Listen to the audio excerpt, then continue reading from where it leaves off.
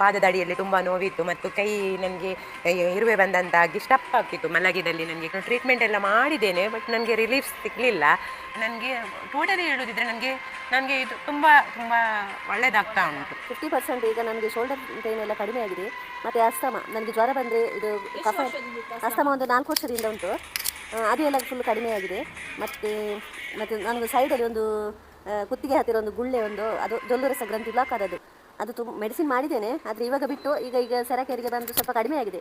ಒಂದು 50% ಕಡಿಮೆ ಆಗಿದೆ, ಸ್ವಲ್ಪ ಸಣ್ಣದಾಗಿದೆ. ನನಗೆ ಡೈಜೆಷನ್ ಪ್ರಾಬ್ಲಮ್ ಇತ್ತು, ಮತ್ತು ಮೈಗ್ರೇನ್ ಪ್ರಾಬ್ಲಮ್ ಇತ್ತು, ಕಾಲ್ಗಂಟಿಗೆ ಪ್ರಾಬ್ಲಮ್ ಇತ್ತು. ಇಲ್ಲಿಗೆ ಬಂದು ಸರಿಯಾಗಿದೆ. ಹೌದಾ? ಥೆರಪಿ ಎಲ್ಲ ತಗೊಳ್ತಾ ಇದ್ದೇನೆ. ಬೆಳಿಗ್ಗೆ ಬೇಗ ಮಾರ್ನಿಂಗ್ ಬರ್ತೀನಿ. ಥೆರಪಿ ಒಳ್ಳೆಯದಾಗ್ತದೆ. ಬ್ಯಾಕ್ ಪೈನ್ ಇತ್ತು. ಈ ಫೋಟೋನ್ ಥೆರಪಿ ನನಗೆ ಚೆನ್ನಾಗಿದೆ. ಈ ಫೋಟೋನ್ ಥೆರಪಿ ಮಾಡಿದ ಮೇಲೆ ನನ್ನ ಬ್ಯಾಕ್ ಪೈನ್ಸ್ ಎಲ್ಲ ಕಡಿಮೆ ಆಗಿದೆ. ಮೊದಲು ತುಂಬ ಸರಿ ನಾನು ಚಿಕಿತ್ಸೆಗೆ ಹೋದರೆ ಕಡಿಮೆ ಆಗಿರಲಿಲ್ಲ. ಈ ಫೋಟೋನ್ ಥೆರಪಿ ನನಗೆ ತುಂಬ ರಿಸಲ್ಟ್ ಬಂತು.